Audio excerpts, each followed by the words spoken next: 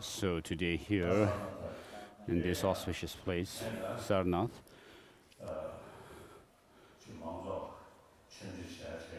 we are gathered to have a discourse on the Dharma. This is the place where Buddha first turned the wheel of Dharma.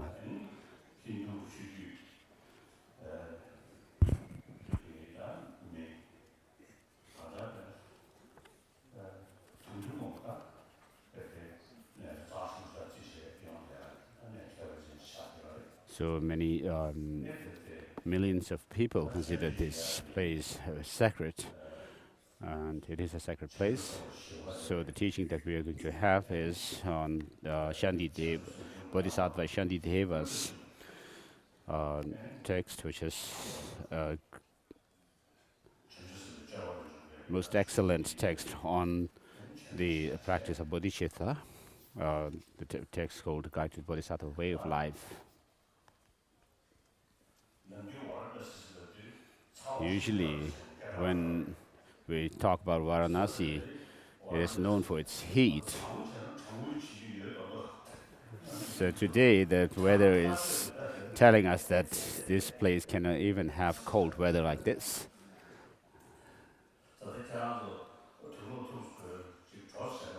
So please be warm, have warm clothes on yourself, and take care of your health. The monks should.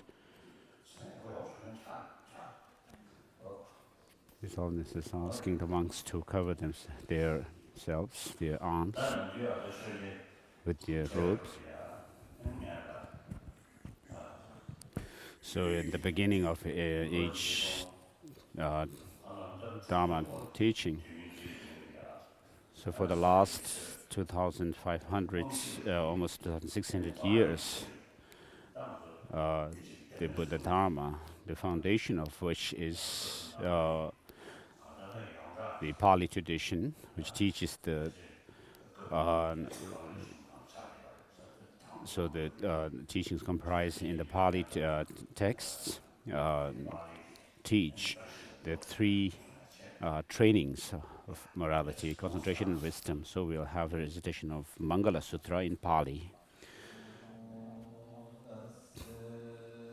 Bhagavato arahato samma sambuddhassa namo tassa bhagavato arahato samma sambuddhassa namo tassa bhagavato arahato samma sambuddhassa itipiso bhagava arahang samma sambuddho vinyācarana sampanno sugato lokavidu anuttaro purisa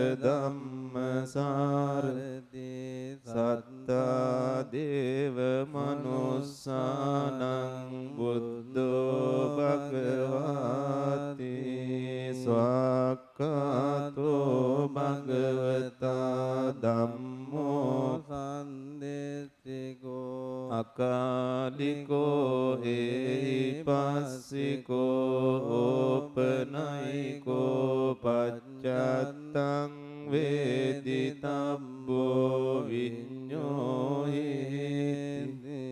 සුපටිපන්නෝ භගවතෝ සාවක සංඝෝ උජුපටිපන්නෝ භගවතෝ සාවක සංඝෝ ඥායපටිපන්නෝ භගවතෝ සාවක සංඝෝ සාමීචි පටිපන්නෝ භගවතෝ සාවක සංඝෝ යතිදං චත්තාරි පුරිස යුගානි අට්ඨ පුරිස පුග්ගලා ඒස භගවතෝ සාවක සංඝෝ ආවුනේයෝ පාවුනේයෝ දක්ඛිනේයෝ අංජලි කරණීයෝ අනුත්තරං පුඤ්ඤක්ඛෙත්තං ලෝකං සාති සබ්බීතියෝ විවජ්ජන්තු සබ්බ රෝගෝ විනාශතු මාතේ භවත්වන්තරායෝ සුඛී දීඝායුකෝ භවතු සබ්බ මංගලං රක්ඛන්තු සබ්බ දේවතා සබ්බ බුද්ධානුභාවේන සදා සොත්ති භවන්තු තේ භවතු සබ්බ මංගලං රක්ඛන්තු සබ්බ දේවතා සබ්බ ධම්මානුභාවේන සදා සොත්ති භවන්තු තේ භවතු සබ්බ මංගලං රක්ඛන්තු සබ්බ දේවතා සබ්බ සංඝානුභාවේන සදා සොත්ති භවන්තු තේ.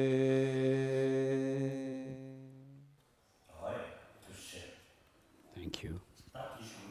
Next, we'll recite the Heart Sutra in Sanskrit.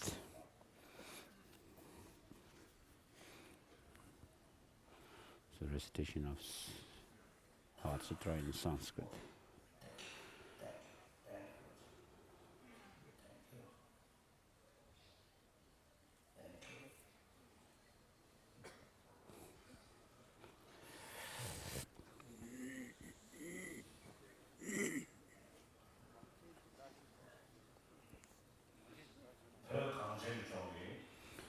So Tibetan Buddhism came from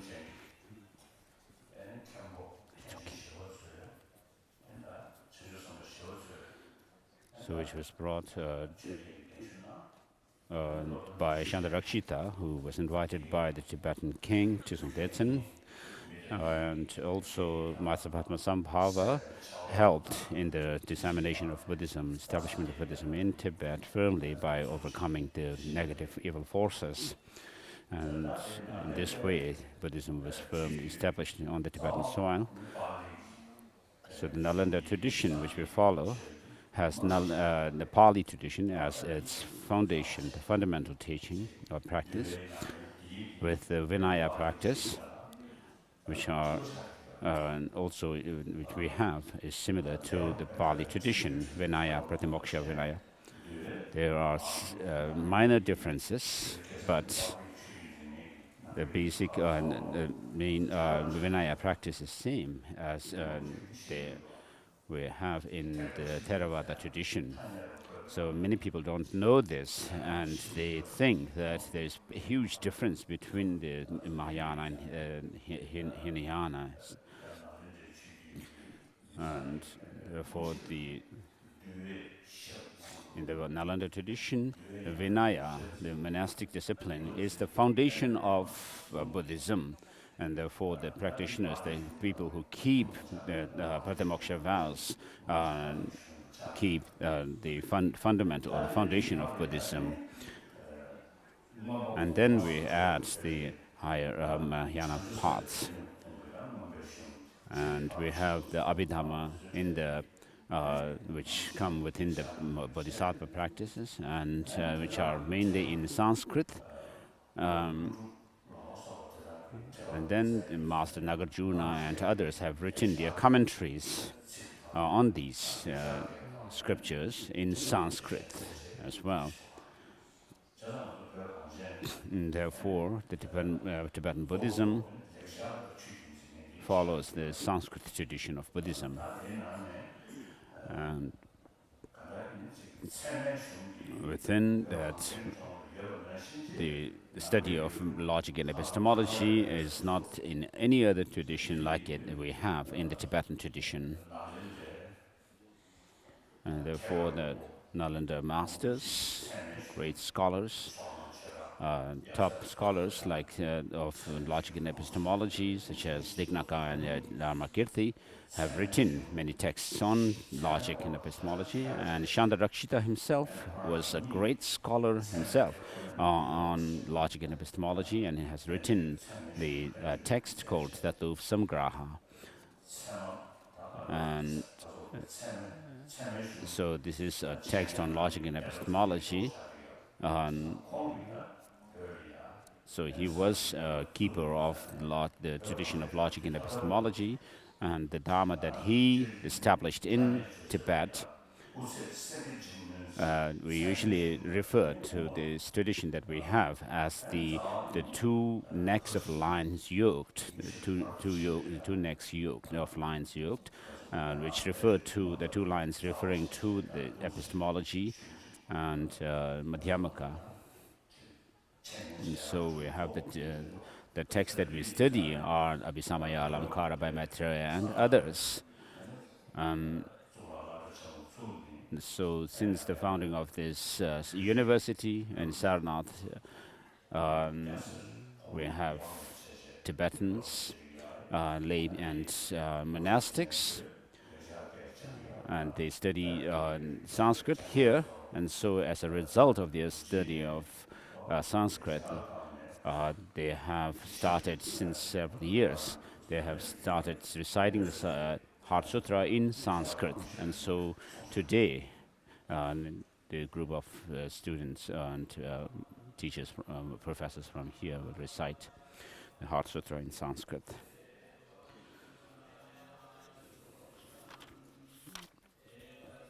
So the Heart Sutra reads, I prostrate to the Arya Triple Gem.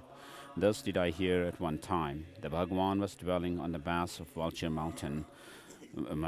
mountain in Rajgriha together with a great community of monks and a great community of bodhisattvas. At that time, the Bhagavan was absorbed in the concentration on the categories of phenomena called profound perception. Also, at that time, the Bodhisattva, Mahasattva, Arya Avalokiteshvara looked upon the very practice of the profound perfection of wisdom and beheld those five aggregates also as empty of inherent nature. Then, through the power of Buddha, the Venerable Shariputra said this to the Bodhisattva, Mahasattva, Arya Avalokiteshvara: how should any son of the lineage train who wishes to practice the activity of the profound perfection of wisdom?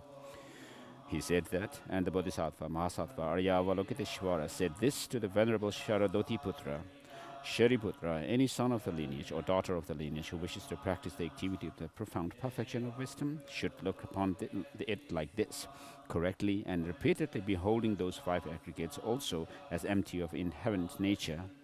Form is empty. Emptiness is form. Emptiness is not other than form.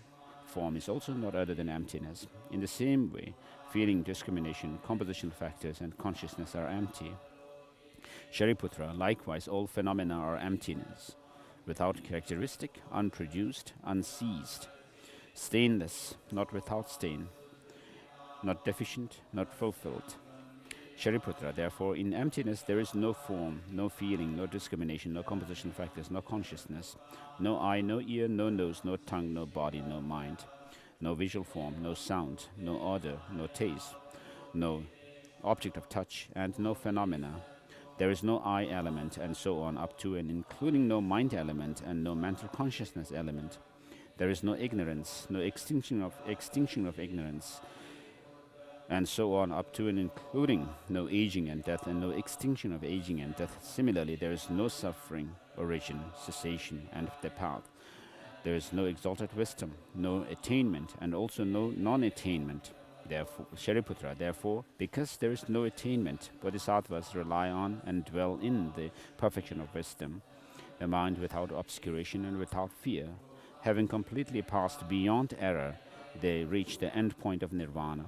All the Buddhas who dwell in the three times also manifestly, completely awaken to unsurpassable, perfect, complete enlightenment in reliance on the perfection of wisdom.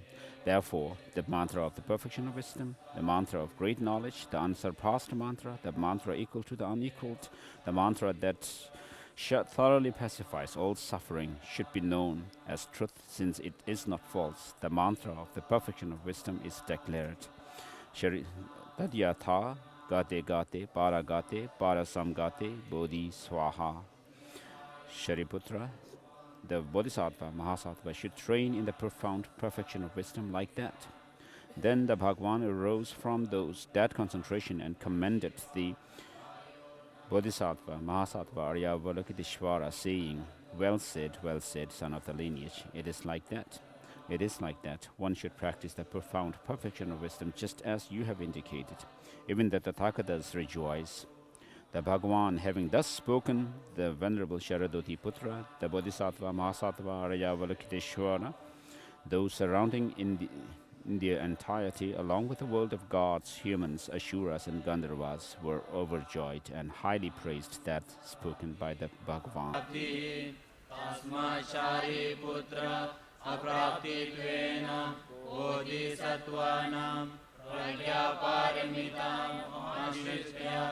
Viharati Chitavarna Nastitva Tatrasto Viparyasati Kranto Nishta Nirvana Trayado Vyavastita Sarva Buddha Pragya Paramita Nashitya Anutram Samya Sambodhim Visambuddha Tasmat Yatavya Pragya Paramita Mahamantra Anutra Mantra Asamasama Mantra Sarva Dukha Prashamana Mantra Satyam Mityatvat Pragya Paramitayam Ukto Mantra Tadyata Gate Gate Par Samgate Bodhi Swaha Evam Shariputra Gambirayam Pragya Paramitayam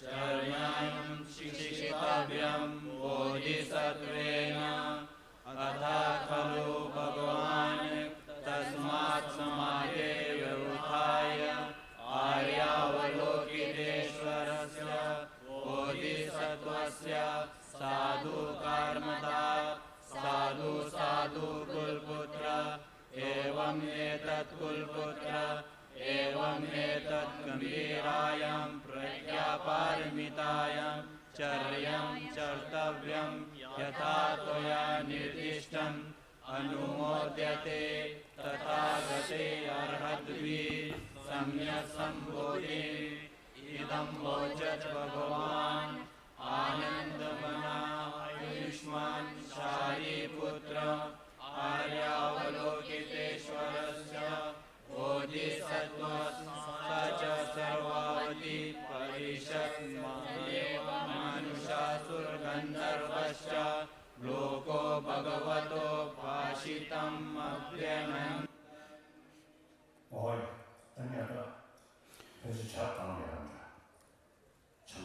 So first, maybe it's better to say the grace for tea and bread. The qualities of the Buddha, Dharma, and Sangha is inconceivable. So I make this offering to the Buddha, Dharma, and Sangha.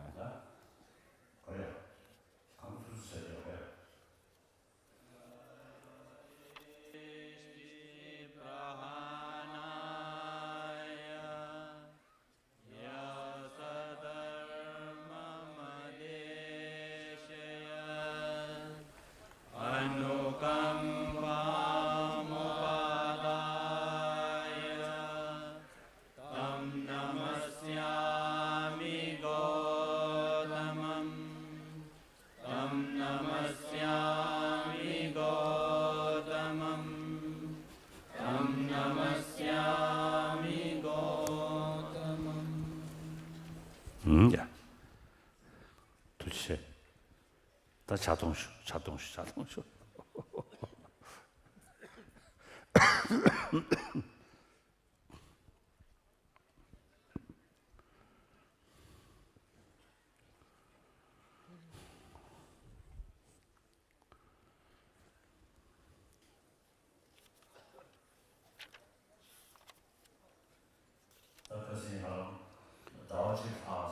So for over a month now, I was in South India and then also visiting schools and universities and give talks.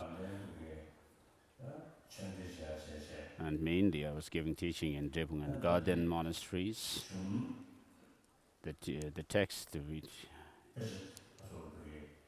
that I taught had many pages to read, and I was quite concerned if I would be able to finish or not, and therefore I really worked hard.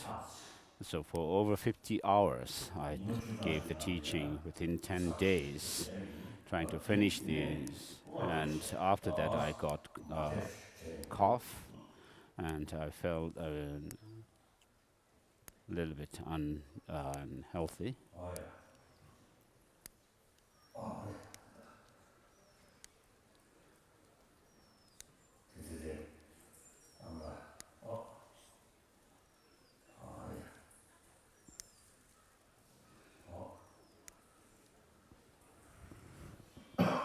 진다되더라.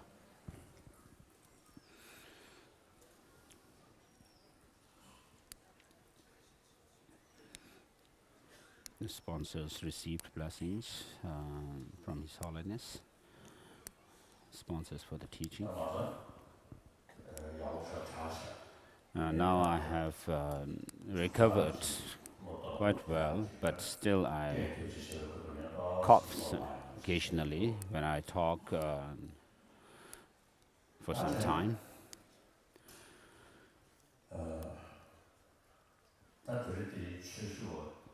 So here, people who have gathered for the teaching, we have people who can listen to Tibetan directly, who can understand Tibetan, and then there are people who listens to Hindi translation, so there is a Hindi translation. How many people are there who needs to listen to Hindi? So the Hindi interpreter has not yet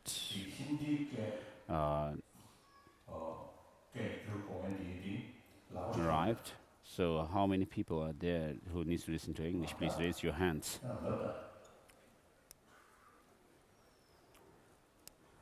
Please raise your hands, those who needs to listen to Hindi interpretation.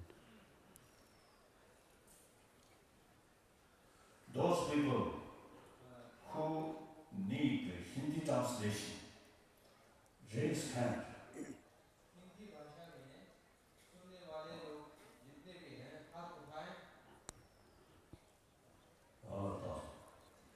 Yeah. The number of them. And then need English translation. Raise your hands. Oh, yeah. Okay. Two words. Hindi and English. Very good. Now, can you give what I did there? Those people The Chinese need the Chinese translation, raise hand.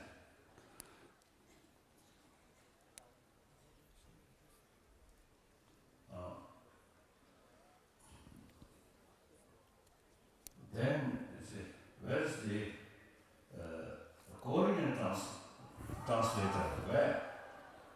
Dedul. Translator, what? Dedul. Where? Translator. Okay. Oh. 다 되는 소리야. Oh, Russian. Okay. Oh. Very good. French. There are some Vietnamese. Vietnamese? Any Oh, Vietnamese okay. translation? You have translation in Vietnamese?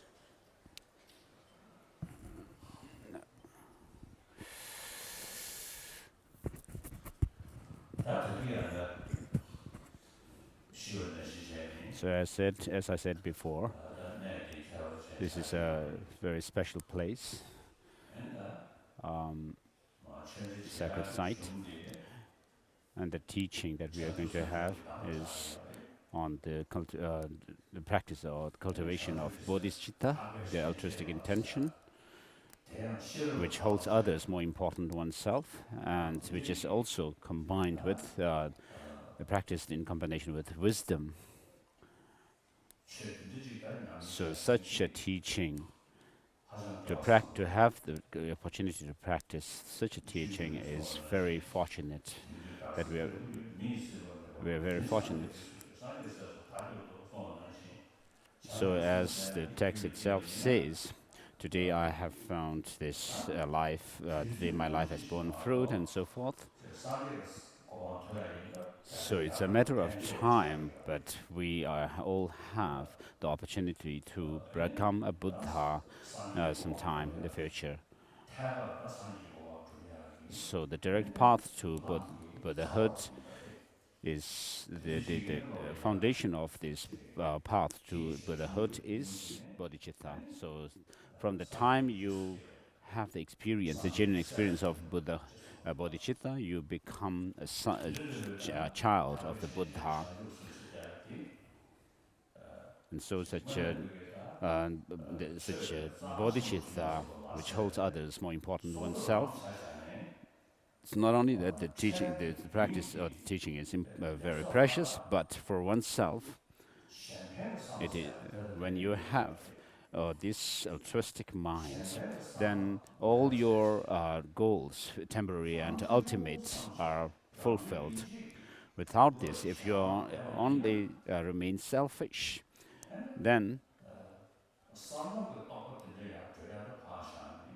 live alone, treading along the paths and grounds of bodhisattvas. But even in this life, if you are only selfish, if you remain selfishly, then you are not at all happy. So it's not only, we are not only talking about Buddhism, but all the major religious traditions which have philosophical background. Whether you use the the term or not, but all acknowledge the extreme self-centered attitude is the root of all our problems, thinking only about oneself.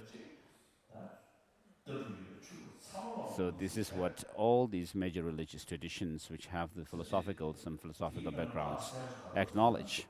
So the indication for this is that, for example, in the theistic religion, according to theistic religion, so when the followers keep their faith in God as the creator, then they develop the sense of submitting oneself to that creator, and that in turn helps to reduce one's self-centered attitude. And then, and all these religious traditions, major religious traditions with philosophical background, all of them teach love, compassion. So all these religions have this practice of love and compassion, and therefore altruistic attitude is the root of happiness, whereas extreme self-centered attitude is ruinous to oneself and others. And therefore, if you think carefully, all human beings should be aware of this fact.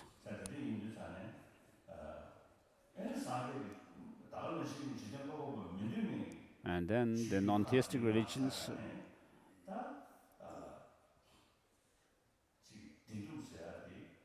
teach that pain and pleasure come from causes and conditions, and therefore, so you are the creator of the causes and conditions. and therefore it's up to on your shoulder what you experience as a result. And then also there's the teaching of love and compassion, the practice of love and compassion, and therefore the more you help others, benefit others, the greater benefit you draw, great happiness you draw. Whereas if you harm others, if you deceive others, if you bully others, and then by doing this, as a result of it, you get suffering. So this is explained according and on the basis of the understanding of law of causality. And therefore, in Buddhism, your pain and pleasure, you are the doer of your own pain and pleasure. And therefore, all the major religious traditions which have philosophical backgrounds acknowledge that altruism is very important. According to Buddhism, how you actually help others, serve others, is not only thinking of being to be free from the painful experience, which is called suffering and suffering, but you also think of overcoming all these types of sufferings, the conditioning suffering of samsara, which is rooted in turn in the ignorance, the delusions, afflictive emotions, and also their remnant imprints. And therefore, so there's nothing greater to practice than holding others as more important than oneself, the practice of bodhicitta. And therefore, Shantideva says, if you do not exchange one's happiness with others' suffering, you will not attain Buddhahood, leave alone reaching Buddhahood, but even while in samsara, you will never be happy. And therefore, so looking at all sentient beings and being compassionate and affectionate to them, and when you compare the others' happiness and suffering and one's own happiness and suffering, you consider the happiness of others more important than oneself, and therefore you think of taking on the suffering of others and giving them happiness, and therefore there is the you exchange your happiness with the suffering of others, and therefore because the others are more important than oneself. And secondly, the more you help others, you draw benefits long term and the short term. So this is the best means of happiness for oneself. Therefore, Shantideva says, the Buddhas who have thought about this for eons and eons have found only this to be the most beneficial. So the means of helping others, the best means to help others is bodhicitta, is what Shantideva says. And therefore, the fact that we have this opportunity to engage in the teaching, I feel myself very fortunate, and also you having the opportunity to listen to the teaching, you should feel fortunate. So the organizers have asked me what I have asked them it would be very good if they could print, publish the text. So do you have the text with you? English translation is also there. Hindi translation. Hindi translation also is there. Have you? Hindi translation? No. Hindi translation. This book? Oh, what are the content?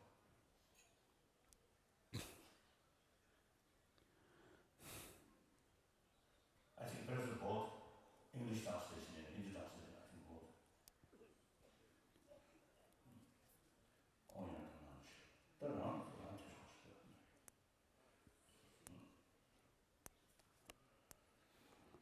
So if you have the text, then 최소야리 so regarding Dharma, 취준 가실 수화체 it's not about attending some sessions of teaching and thinking that you have received some blessings.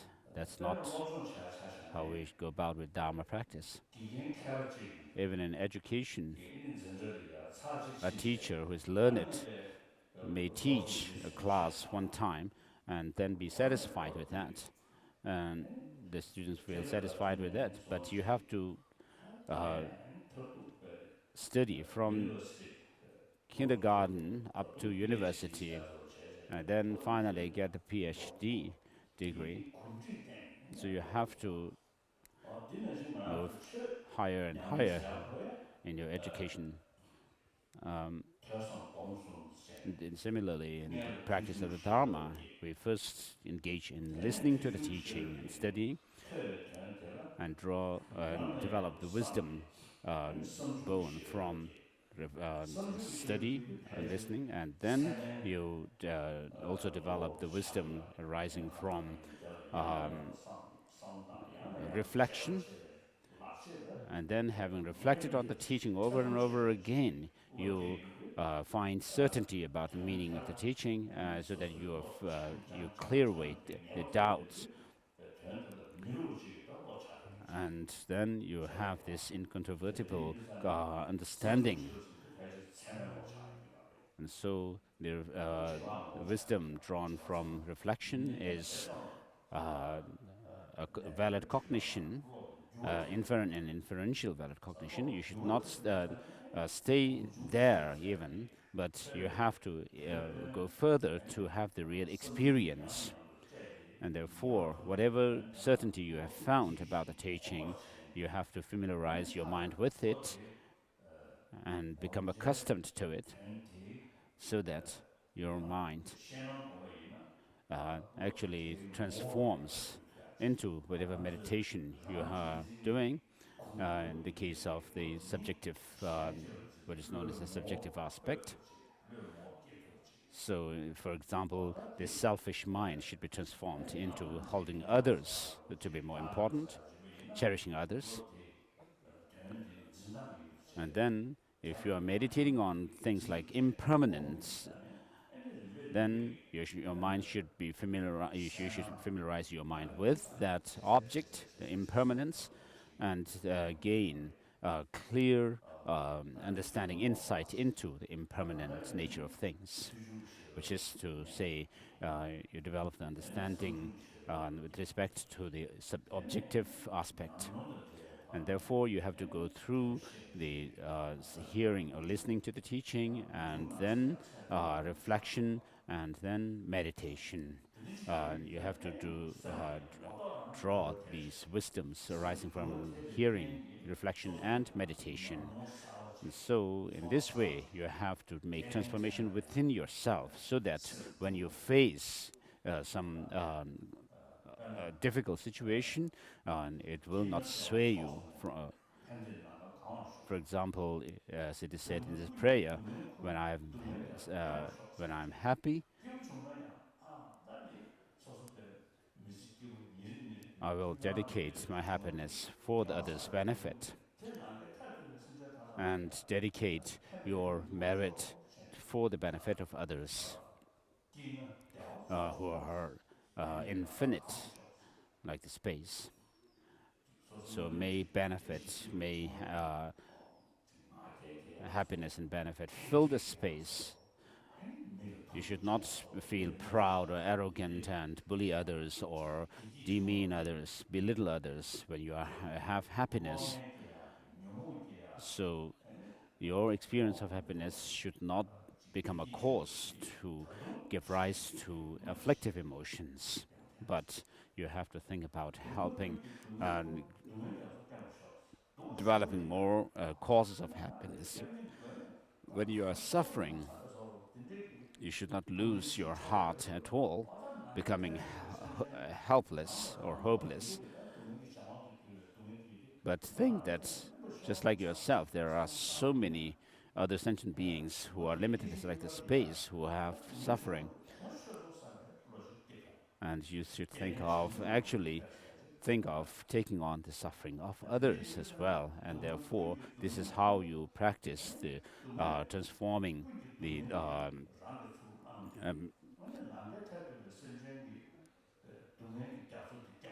bad circumstances into the path to enlightenment. And so, as this prayer says, when I am suffering, may I take on the burden of suffering of others, and may the ocean of suffering dry up.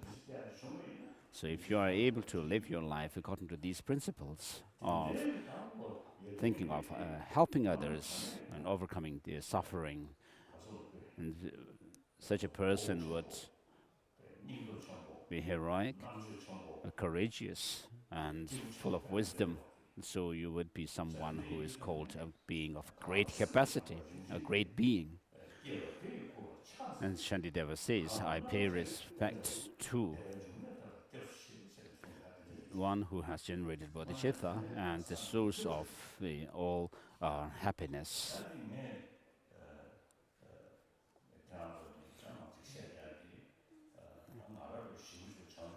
So I'm not, when I say these things, I'm not trying to indicate that I have a great experience of bodhicitta or I'm somebody special or anything like that.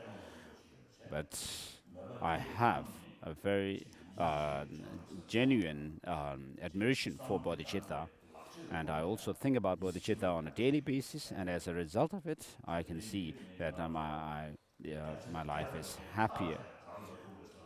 So therefore, I can say for the 100% confidence that if you have the experience of bodhicitta, genuine bodhicitta, then your life will be happy. Happiness, the true happiness will set in within you.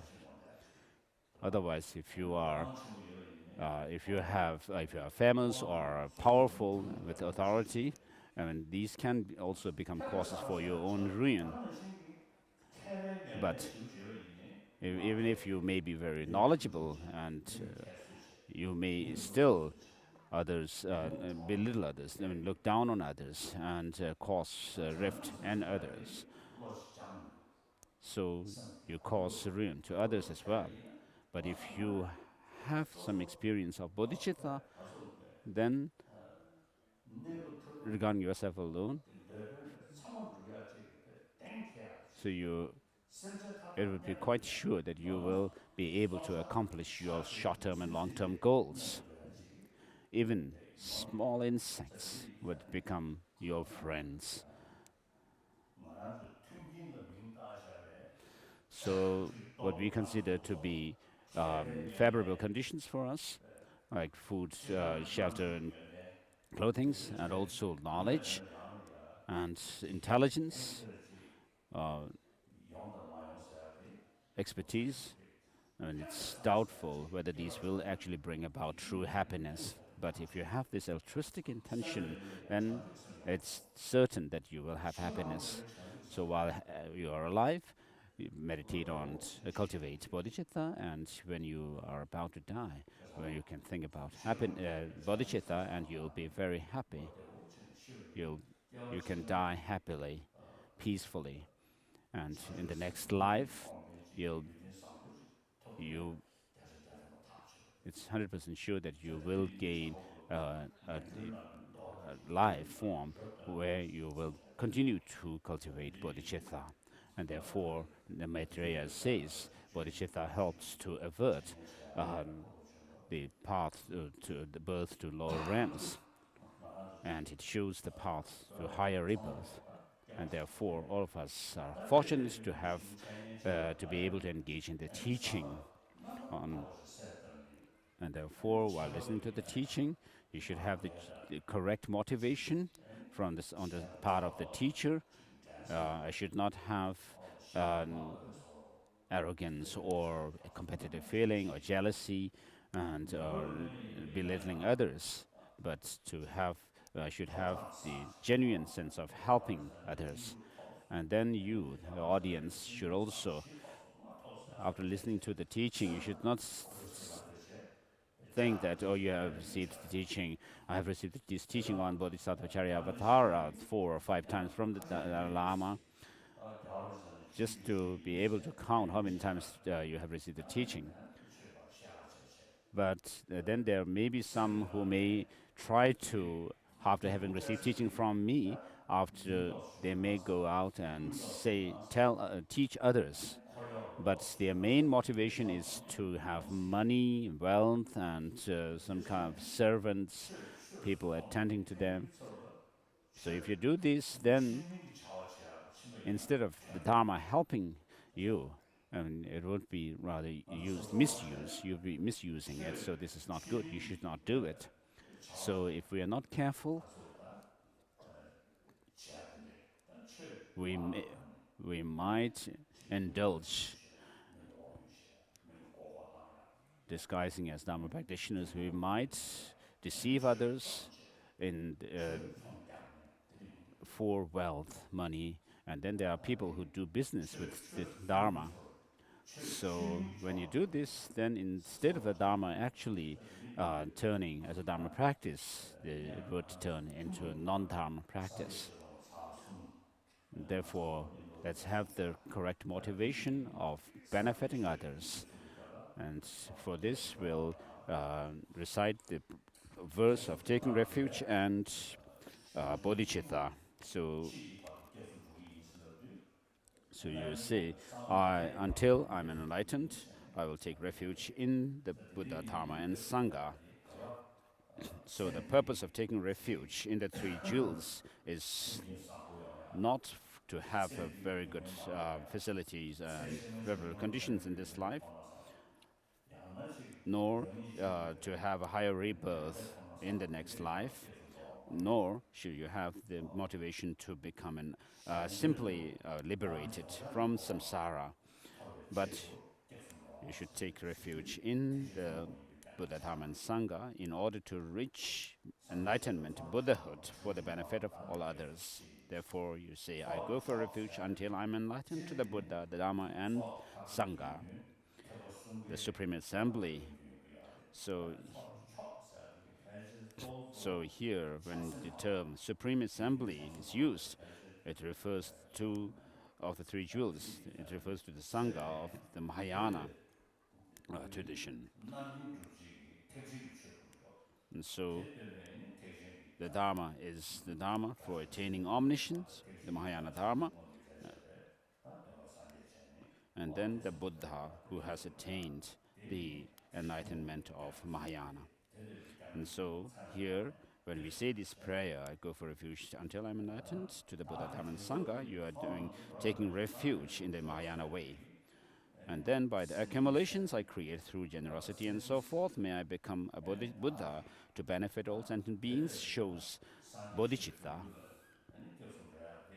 So the purpose of taking refuge in the Buddha, Dharma, and Sangha until I'm enlightened, you have said that.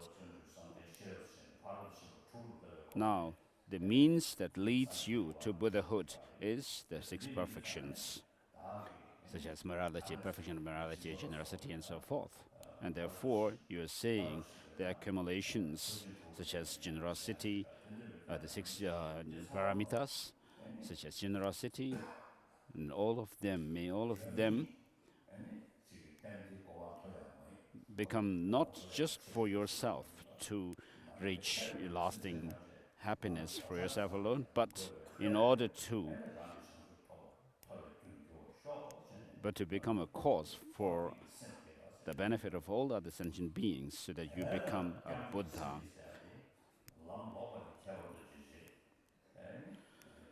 And so with these lines, what is shown is that the principle of taking refuge, which differentiates the practice from non-Buddhist traditions, and then the Mahayana practice of bodhicitta, which distinguishes the path from the lower ones. So usually in the prayer, in the 3rd line, there is sometimes the mention of by the accumulation of merit, but that includes only the method part of the practice. So it would be good to include even the wisdom. Um, 창조과도라는 교수치에 세하게 so, having said that, I take refuge until I'm enlightened. When you have a very good understanding of what enlightenment means, 가져올다 그 차원되는지 so if you have a good understanding of emptiness, then you will have a good understanding of what that enlightenment refers to. So, the Bodhi or Changchup, enlightenment, translated as enlightenment, refers to purifying all the negativities and having the full knowledge. So, what you purify,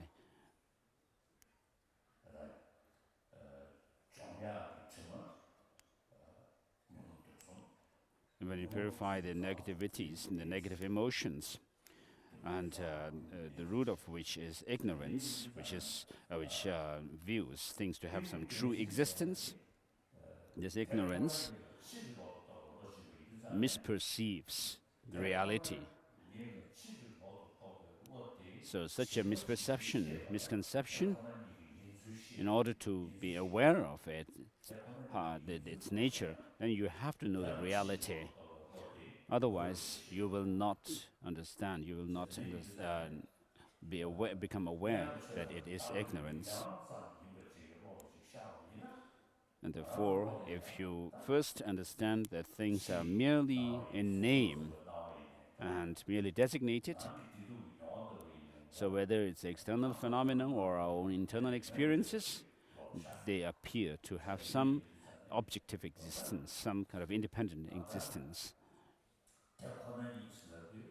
Therefore, reality or suchness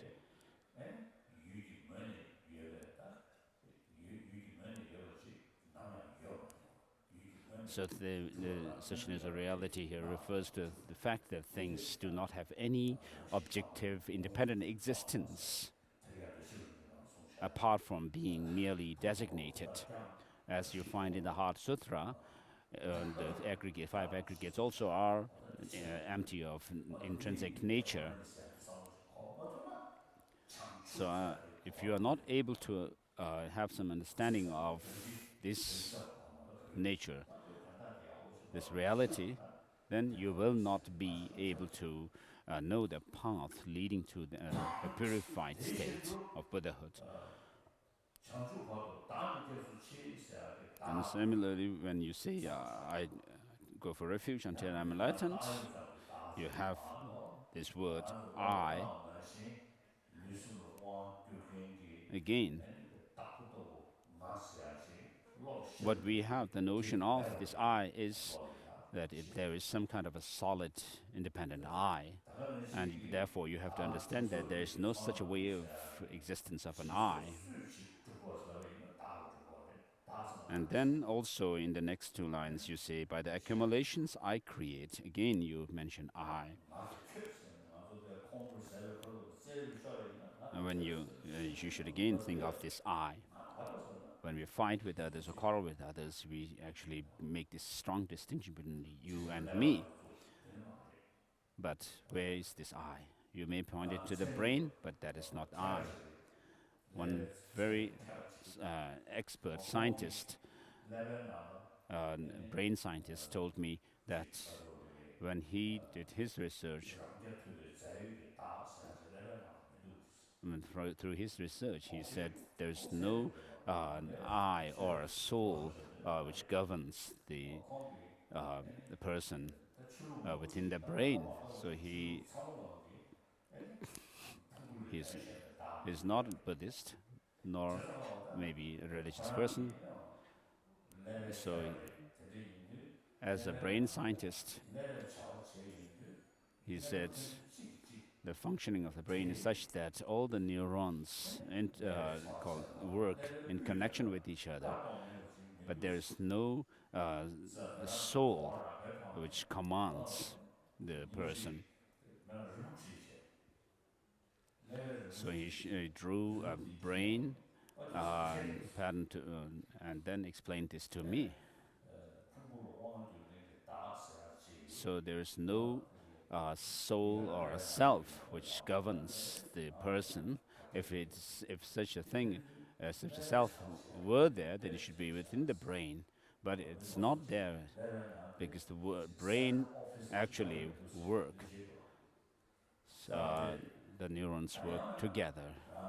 So he said there is no such governing self or soul within the brain. So in Buddhism, we talk about selflessness.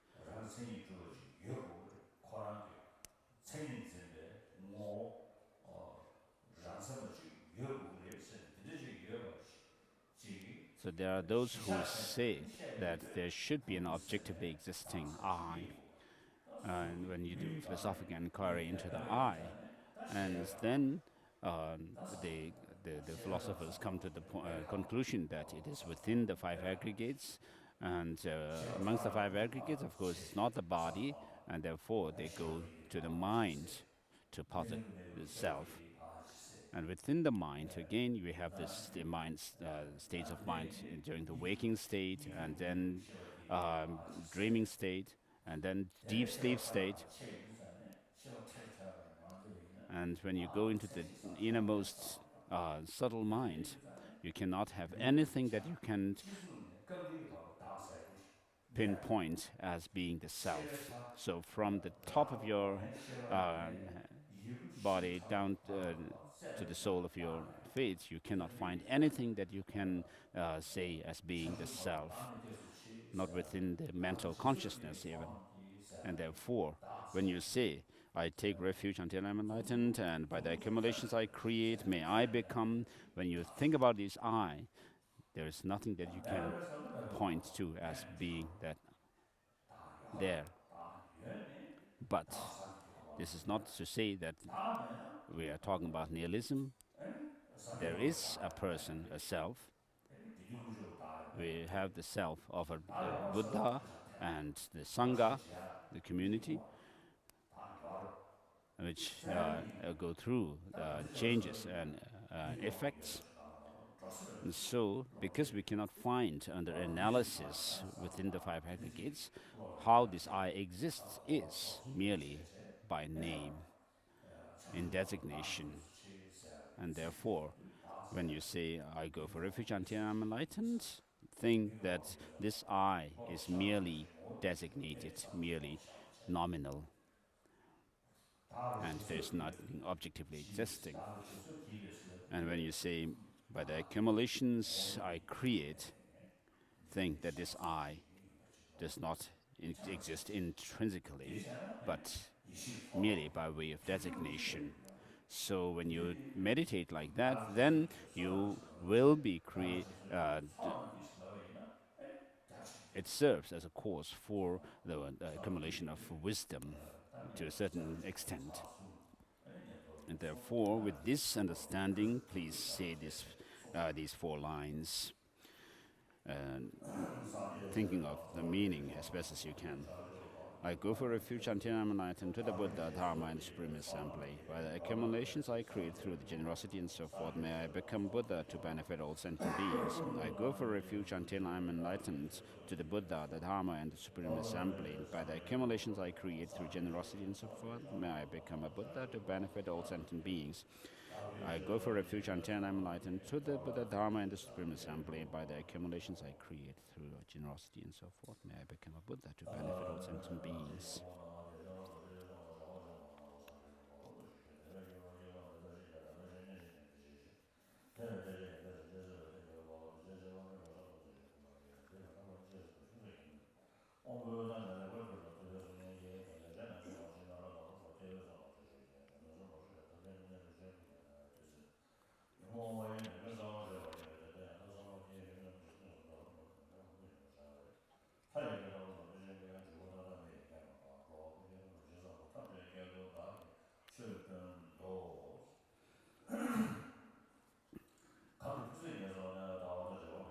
I pay homage to the Gautama, who out of his compassion taught the holy Dharma to rid us of all views, wrong views.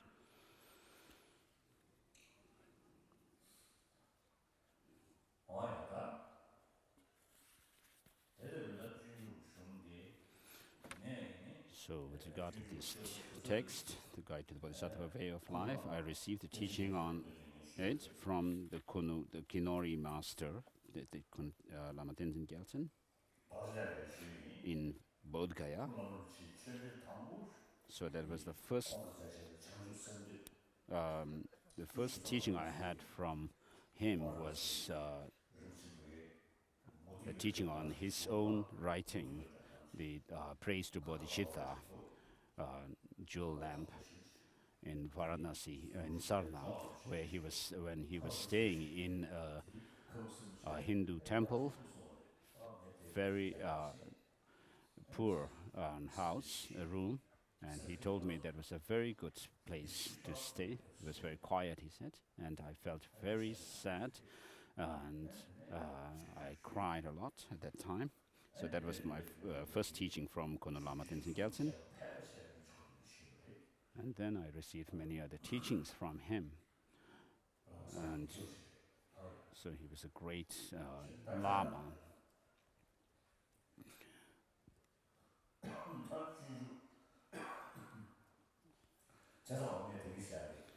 So as I said before, I forgot to complete what I was saying.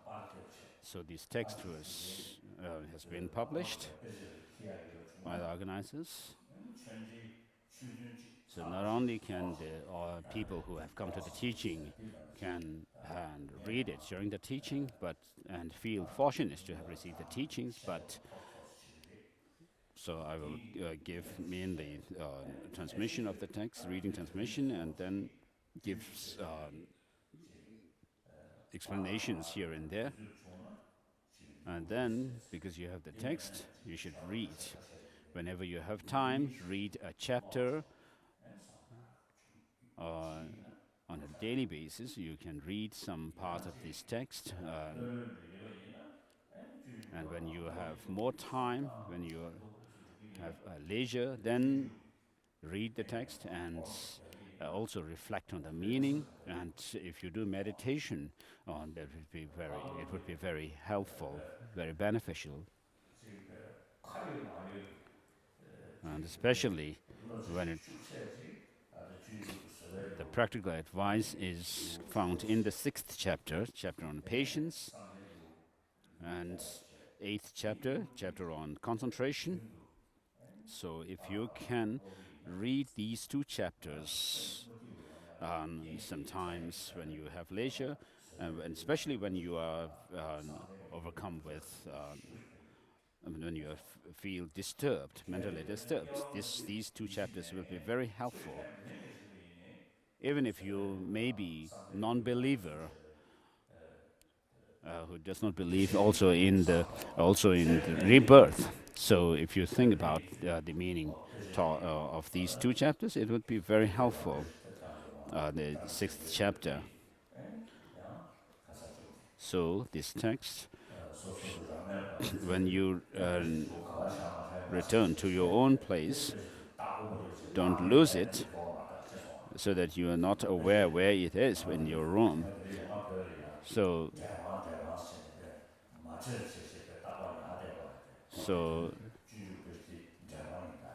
this text should be always with you, inseparable. So read it every day, and then when you have leisure, more time, think over.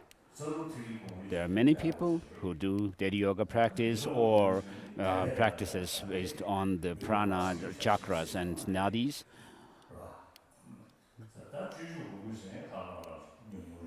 So there are very few who would say they are actually doing meditation on the Bodhisattva Charyavatara.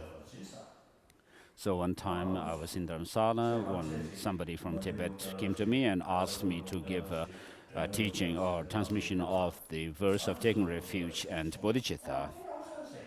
Otherwise, I meet people who ask me to give a transmission of the 6-syllable mantra or the mantra of Tara and so forth. I felt very happy for him, and I told him that it was very good for him to request me this. So it would be helpful to you also to go through the text and meditate on the different points.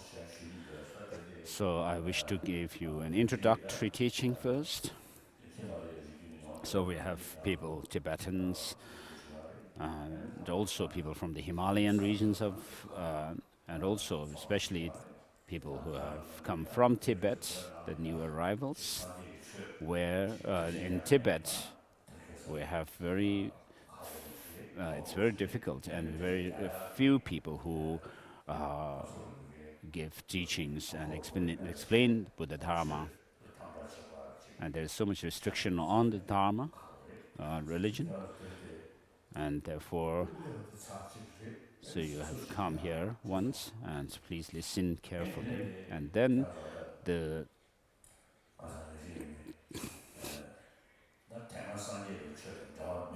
those who have come from places where Buddhism didn't used to be your traditional religion, many of you have come here, and also people from Korea and China, and Chinese have come here.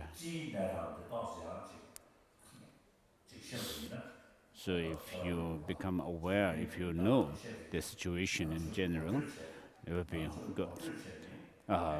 Therefore, I usually give the introduction to Buddhism, and then having done the introductory teaching on Dharma, then I give the teaching on the Buddhism. So to start with the introduction, without having to use reasoning to prove things, something, there are over 7 billion people in this world. All of us do not want happiness, but do not want suffering, but want happiness. We are all same.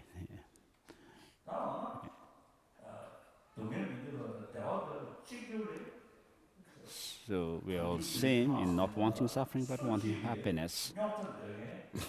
There's nobody who wants problems. I usually say this. People who are amidst problems and troubles, who are amidst all kinds of problems, when they wake up in the morning, they would wish if there could be less trouble today. And there's nobody who would think that may there be a wish to have more troubles, more problems during the day. So, whether we talk about the north and the south, or east and west, or materially highly advanced countries or underdeveloped countries, many of the problems are created by humans. The scientists even say that the environmental crisis also is because of the greed of human beings. And because of this greed, we pollute and destroy the environment, and also the smoke from the industries and factories also affect the climate of the world. And so these are human creations. So we all know, we talk about dirty politics. And sometimes these days we even talk about Lama politics and religious practitioners' politics, and then there's politics amongst the different religions. So politics has become synonymous with problems. So all these problems that we face are man-made, and they are not natural. So in political field, you need religious spiritual principles to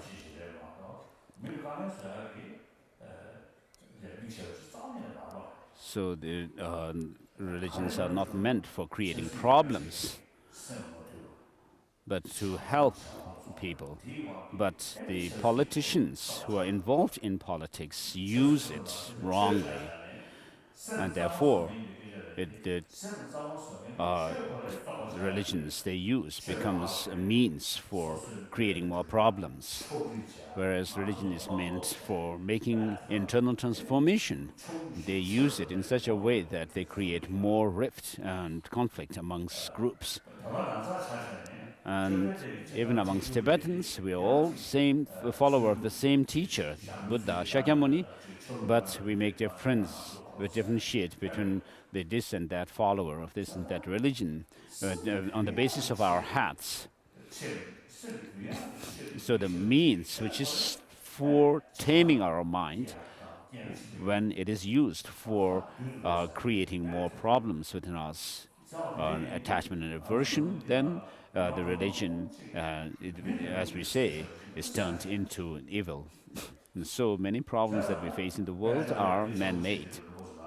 And therefore, the developed countries, there are many people who are full of emotions and jealousy and so forth, biased.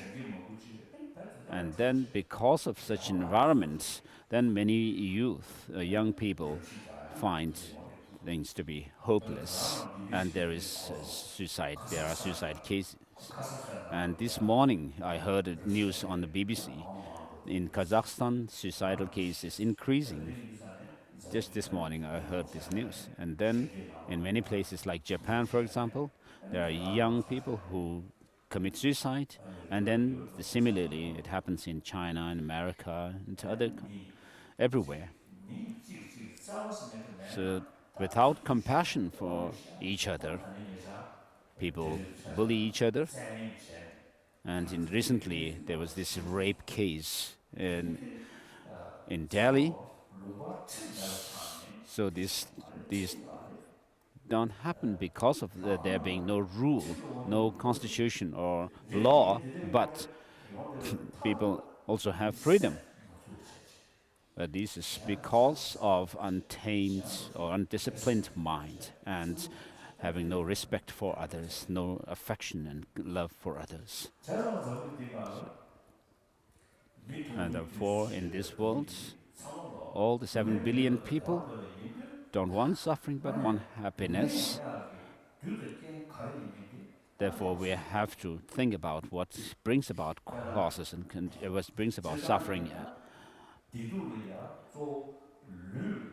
So with regard to pain and pleasure, there are those which are physical and mental, and those which are mental. So the physical ones, when you have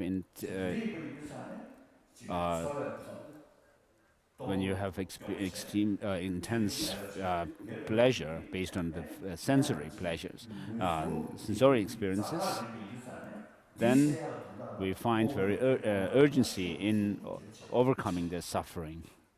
And therefore, there has been this material progress and advancement. Of course, we still need material development and progress, because there are so many poor people. But material advancement alone cannot bring about true happiness in human beings.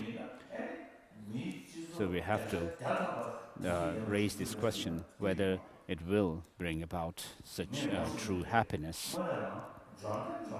So I have friends who are very wealthy, but as an individual, they are very unhappy. Although they have wealth, as we usually talk about the wealth god, Vaishravana. I mean, they have wealth which can compare to the wealth of Vaishravana, but they are very unhappy as individuals.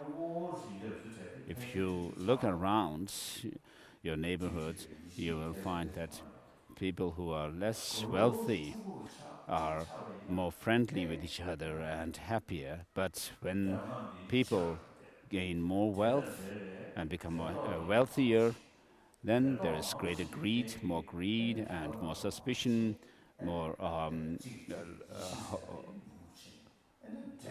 hope, and then jealousy, competitive feeling, and then jealousy develops. And because of this, one can people cannot trust each other, and then people remain lonely, although they have all amenities, all necessities of life, but as individuals they remain very lonely.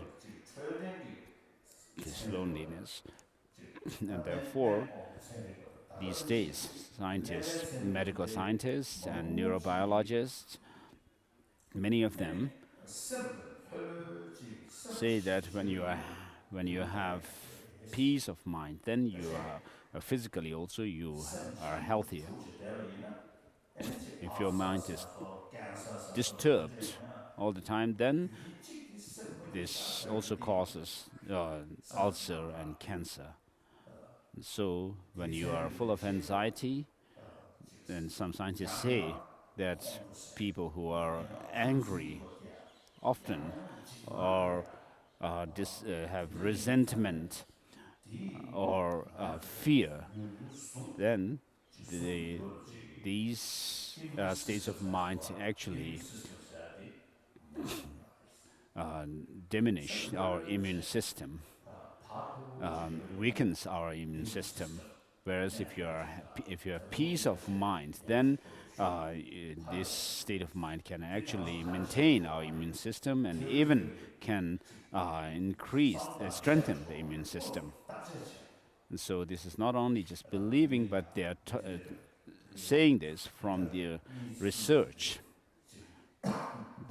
For example, they give training to people for about 3 weeks to meditate on love, compassion, and training of the mind, to check their mind.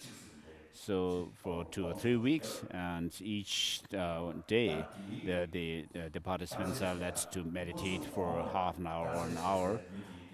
So before starting such programs, the scientists first check their blood pressure and then the level of stress, fear, anxiety.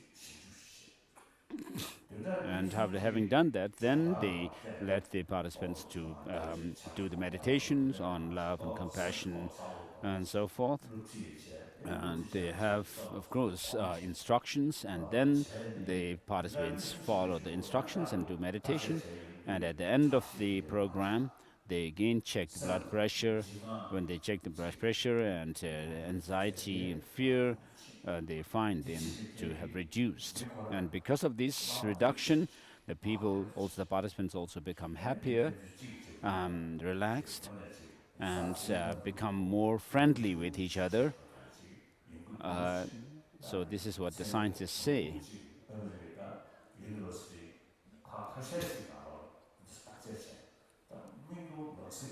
So this is what the scientists have found in some renowned American universities.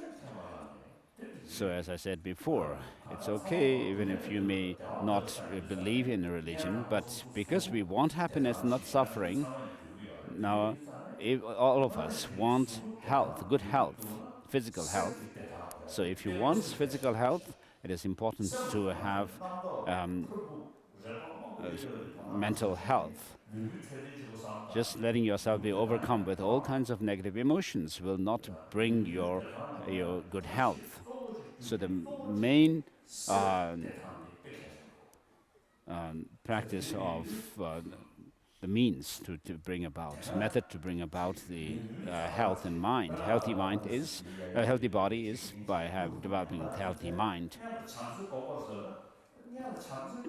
So, of course, if you go around the city of Varanasi and tell some beggars who need food and tell them to meditate or cultivate compassion, they say, I'm actually suffering from hunger first.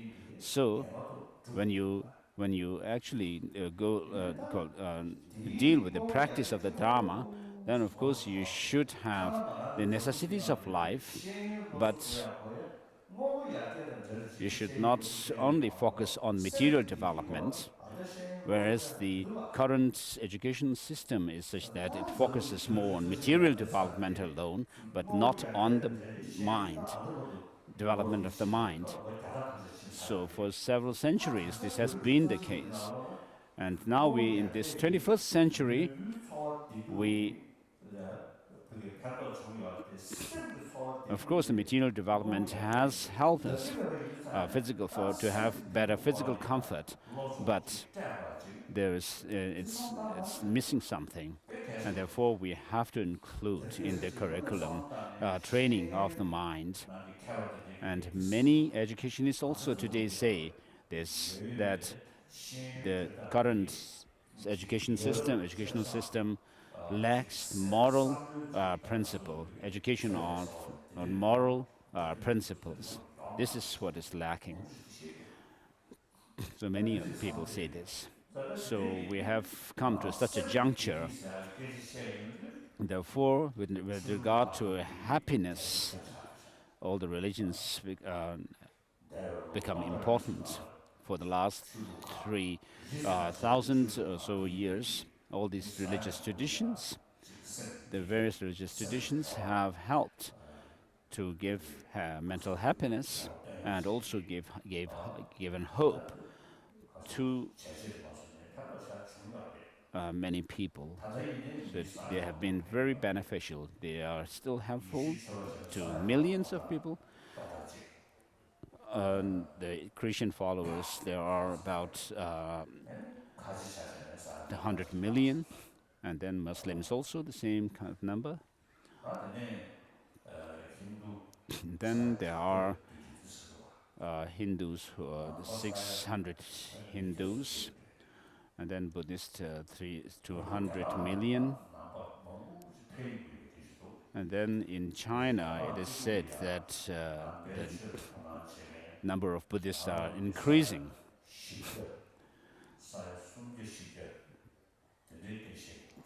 So instead, that the number has reached about 300 or 400 millions.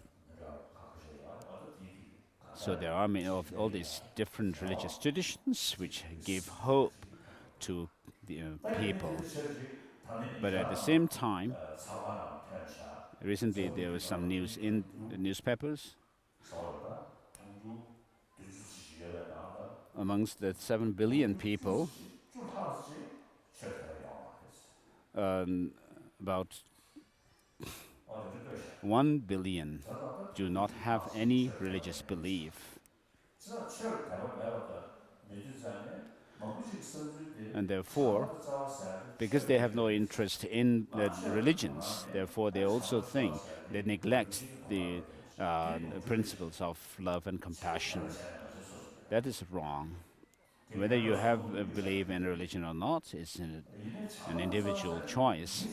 But with regard to love and compassion, as long as you are a human being who is born from our parents, especially our mother, and who are mammal, this love is something, a part of our biology. It's a biological factor. And therefore, we must pay attention to and value love and compassion. This is very important. And therefore, even non-believers should be aware that love and compassion help others as well as your health, for your good life, your good family, and good society, happy society. They must be aware of this. And then, so 1 billion people in this world are non-believers, and then the remaining 6 billion are supposed to be believers. But if we check closely, those who actually are attached to their religions may not become true religious practitioners. They may say, I'm Christian or Muslim and so forth. But they disregard the practices of love, honesty.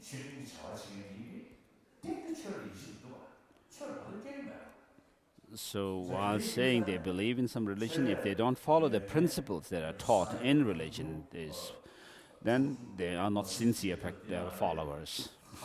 So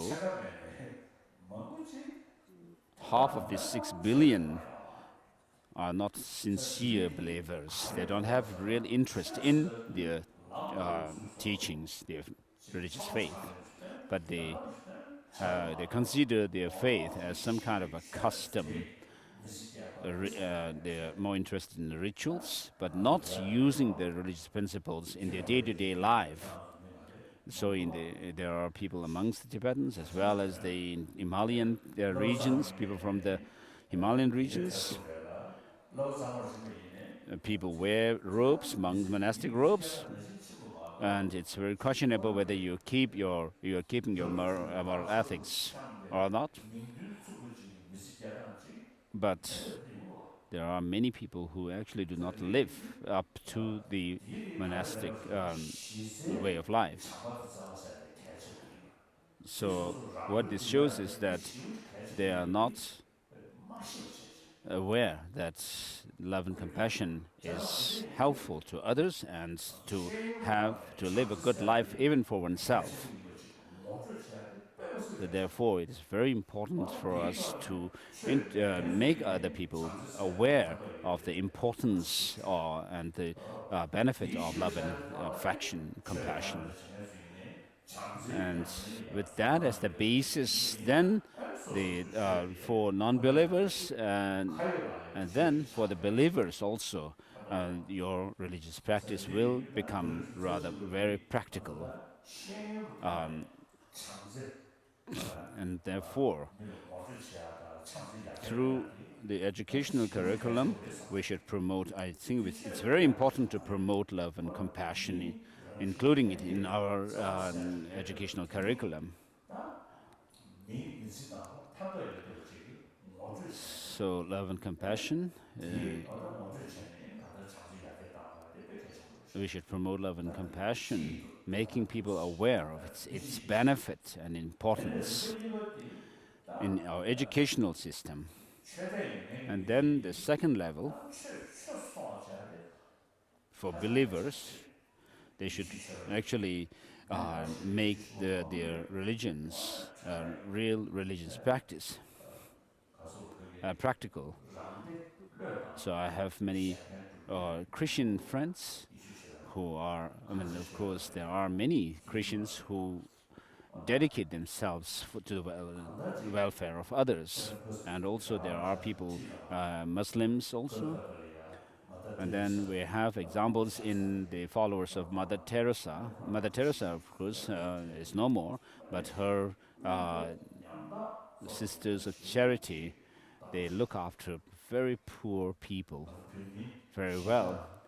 In nearby Tibetan settlements, in remote Indian villages, there are Christian nuns and monks who work in hospitals, clinics, and also set up schools in these Indian villages nearby our Tibetan settlements. We are, of course, refugees, but we do not have lamas and geishas who are doing this kind of social service.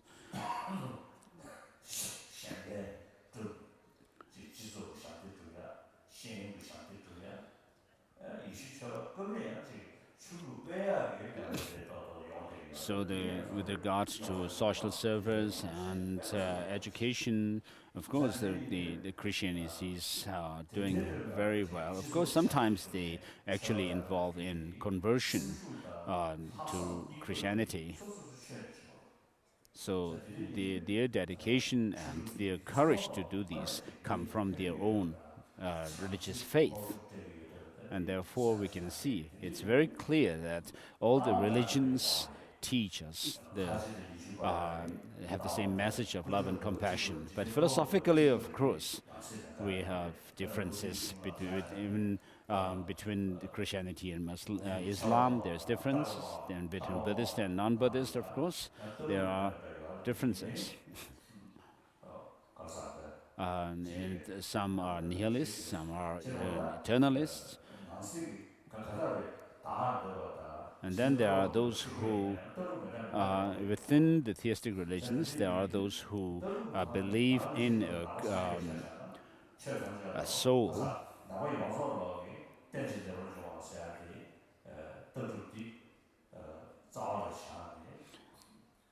And then Buddhism teaches the interdependent nature of things and say that all the followers of Buddhism say that there is no permanent single autonomous self. But then within Buddhist philosophical schools, amongst Buddhist philosophical schools, there are the four philosophical schools, and within amongst them there are differences as to what the self is. So philosophically there are big differences amongst all these religious traditions, but all have the message of love and compassion. With regard to the theistic religions, they say that by trusting God, the Creator, then it helps to reduce this extreme self-centered attitude. So these different philosophical ideas, how did they develop in the religious traditions? In the last 3,000 years or 4,000 years or so, in different places, Middle East and in India, in Africa, in Latin America, and China, in each of these countries and regions, we have different religious traditions that have developed. And in Japan, they have their traditional religion of Shintoism. So the different philosophical traditions have developed according to the different regions, the climate, and also way of life of the people, and these which also makes a difference in people's thinking, and therefore we have the different philosophical traditions. But their purpose, the goal is to develop warm heart. And the theistic religions say the God is infinite love, and we have to cultivate warm hearts towards others. And so these philosophical principles also help to develop this, and therefore religious traditions help. So according to the mental dispositions of different people, the varieties of different mental dispositions, we need different philosophical concepts. Because of the philosophical differences, we should not actually indulge in prejudice, and bias, bigotry. So of course the situation is becoming better these days with regards to friendliness between amongst the different religious traditions. In the name of religion, of course, we should not indulge in separation and conflict amongst religions. So India is a good example for that. For thousands of years, India has been home to all the major religious traditions of the world. So there are those homegrown religious traditions like Sankhya tradition, and then the rest of the non-Buddhist traditions. And then in Bihar, I was in Bihar the last few days. So Bihar state has many places where the Buddha actually worked. And then Mahavira, the founder of Jainism, also was born in Bihar. And then there was Guru Nanak, and the Sikhism came up in this religion, in this country, and then religions which have come from outside, like Zoroastrianism, Christianity, Judaism, and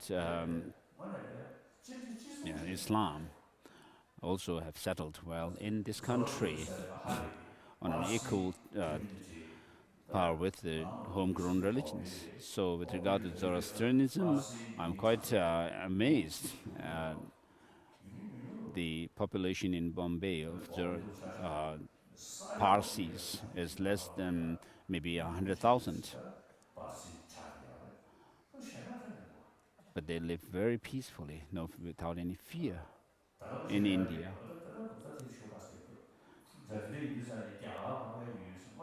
And so India, the Aryavarta, land of the noble beings, is a role model for the rest of the world for religious harmony. Of course, there are problems here and there, pockets of problems here and there, which is quite understandable. There's over 1 billion population, and so this is quite natural. It's quite natural to have pockets of people giving problems, creating problems. And so India is an example for religious harmony, a very good example. And then, when it comes to Buddhism, with regard to Buddhism, it does not believe in a creator God. Jainism also does not believe in a creator, and also Sankhya, non-theistic Sankhya school.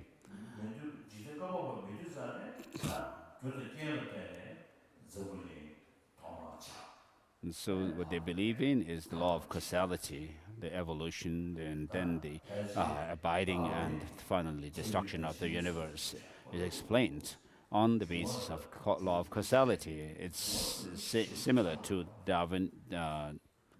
Darwinian theory of evolution.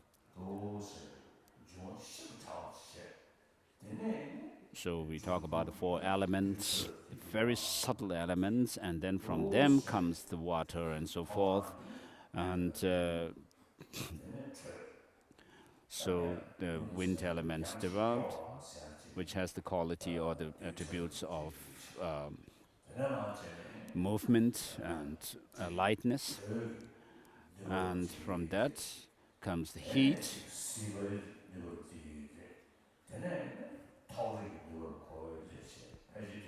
And then the obstruction, nature of obstructions.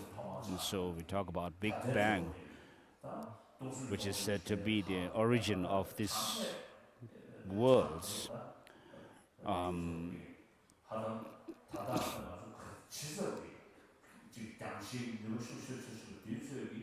So there are many galaxies.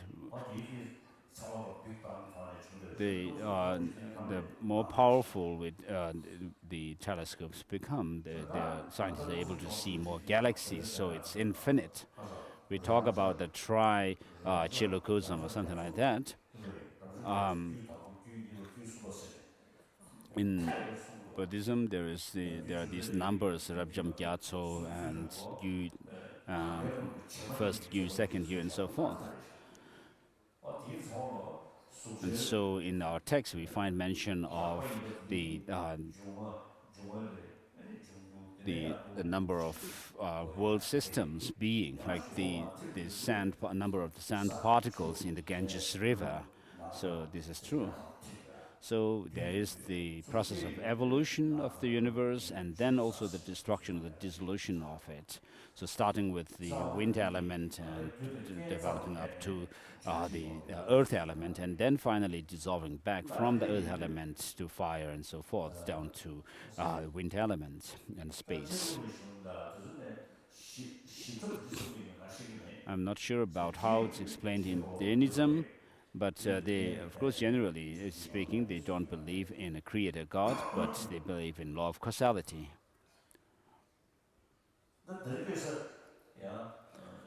Today, many brain scientists, some of them 개혁할 만한 것이 센스 do not believe do not accept consciousness or mind. They only believe that mind is a product or of the brain, emergent property of brain. 마더가 레벨 걸 레벨 중을 놓고 요약이 그냥 진 현실을 새로 가진 캐릭터 다 들려서 시는 당하시 So there are some scientists who accept that because of through mind mental training of mind, we can actually impact the brain, and so brain activity can be actually brought about by the training of through the training of mind, and so perhaps there are Western religious practitioners also who may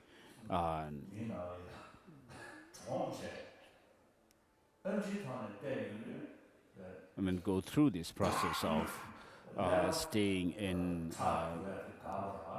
what we call Togdam. So in some cases, after death, clinical death, there are Tibetan masters. And of course, according to science, brain death is the final death of a person.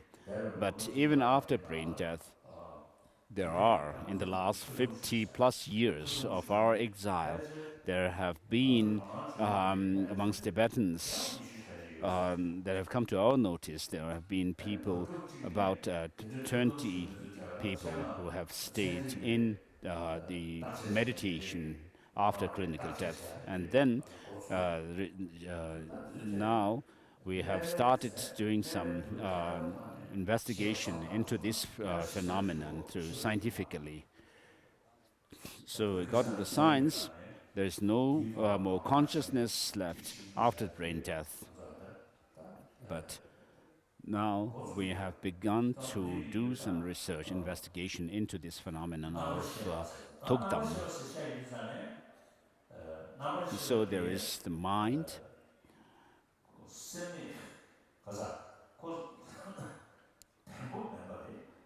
which is not matter, not inanimate. But from our experience, we know that the changes go on in the consciousness or mind. And this is by default because of causes and conditions.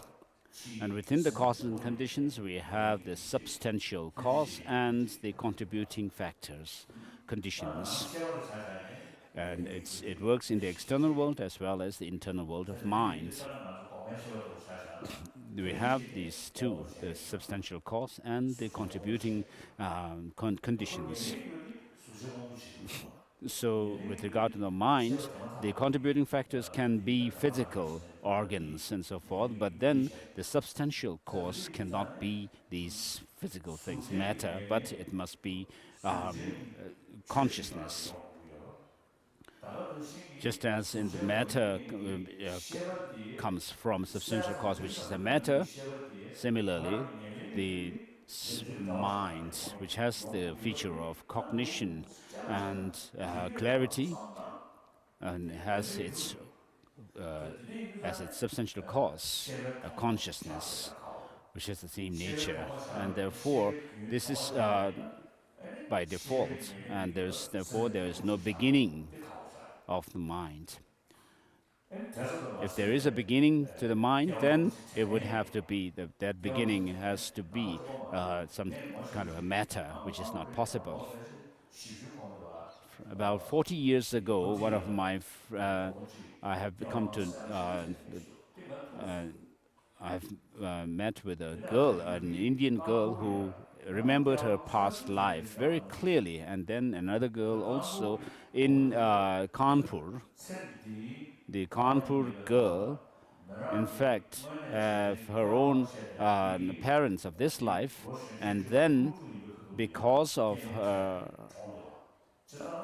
um, in her own previous life, the parents of her previous life, where she was a student and died of some sickness. And because of the clarity of the memory of that girl in Kanpur, the two parents of the previous life also came to consider her their own parents. I have not been able to get any update on the situation, but the girl had in those times two parents from this life and two parents from uh, the previous life, and she had been able to remember another life before that, before the last one. Then she would have six parents, perhaps. So, so of course, people remember their past life because of their being a past life, and therefore we have more reason and to believe in the past life. And those who reject past life, reincarnation, say that there's no mind. It's they would, of course, when it comes to explaining life or on the basis of the working of brain, there are lots of logical contradiction. There is one part of brain which is called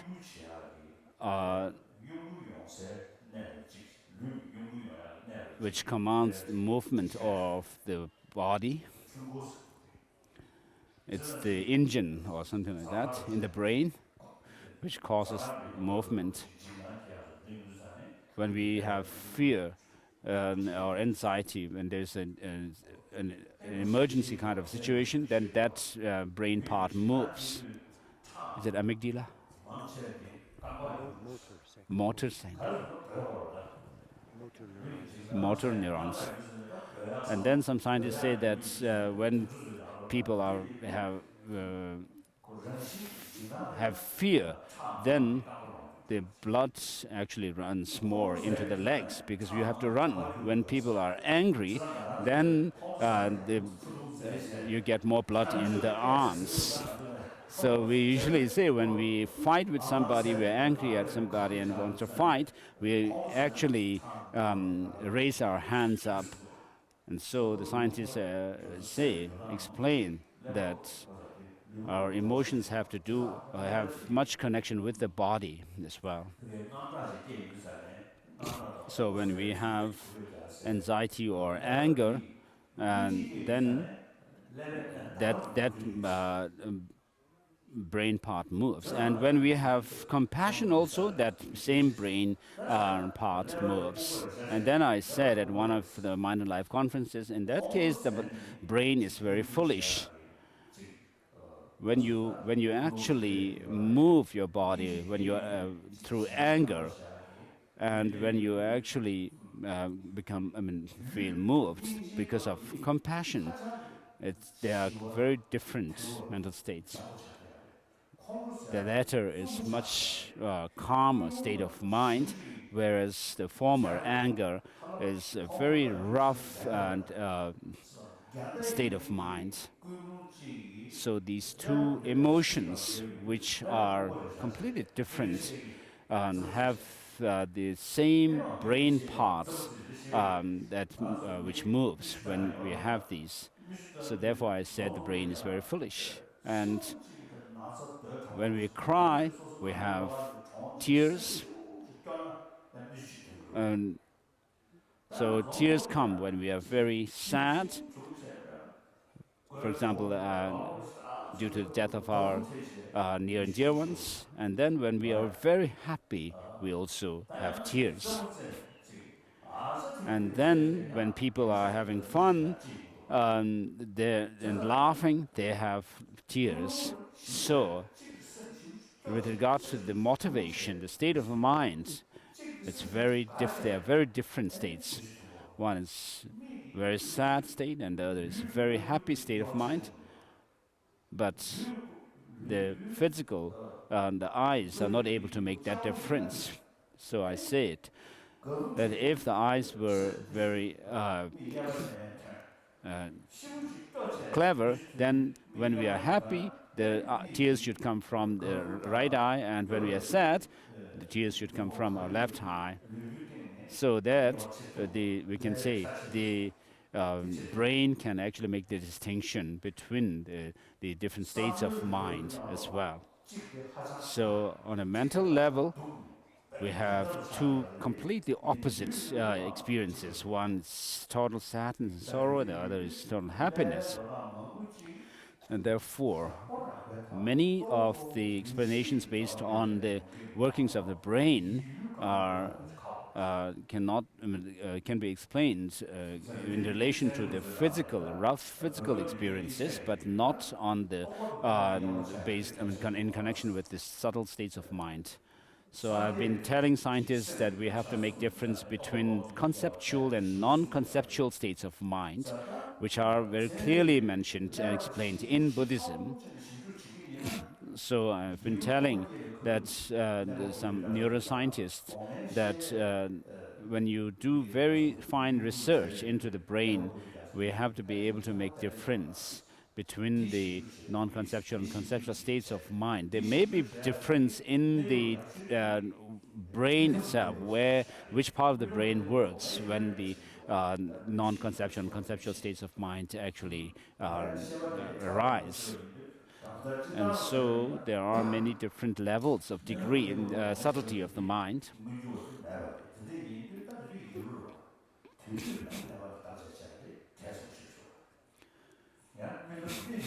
So when we are in deep sleep or when we have dreams, there are differences in the brain, the working of the brain. So we can check the brain when we have dream or when we have no dream, when the sensory perceptions are not working at all. And so I met some neurobiologists who told me that there is no consciousness apart from the brain. Then I asked him, how does memory actually happen? So this brain is here for one life, but our memory can be actually recalling of a life hundreds of years ago or others. So as I gave the example of the Indian girls,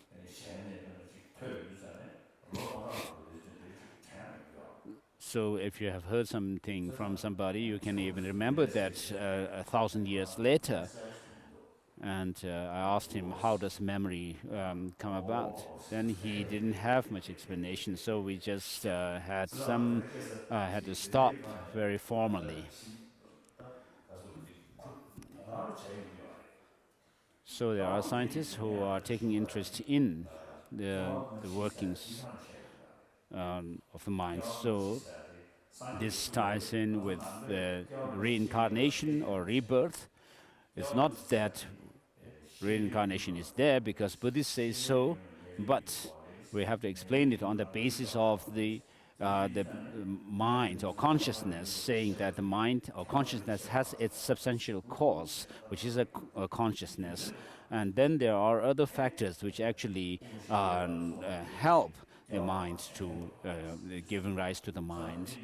And then in the 400 verses of Aryadeva, there is also a mention of people remembering their past life. It's not only Buddhist, but also Jainism and Hinduism. Many of the religious traditions have this belief or explain reincarnation. So the Indian tradition, where there is practice of shamatha and vipassana, single-pointed concentration and insight, and therefore there is more explanation on mind. Whereas theistic religions, where only faith is the main factor to keep faith in the God and so forth, therefore there's not much explanation of mind. In Christianity or Judaism, so in the Indian tradition, where there is the practice of shamatha and also vipassana.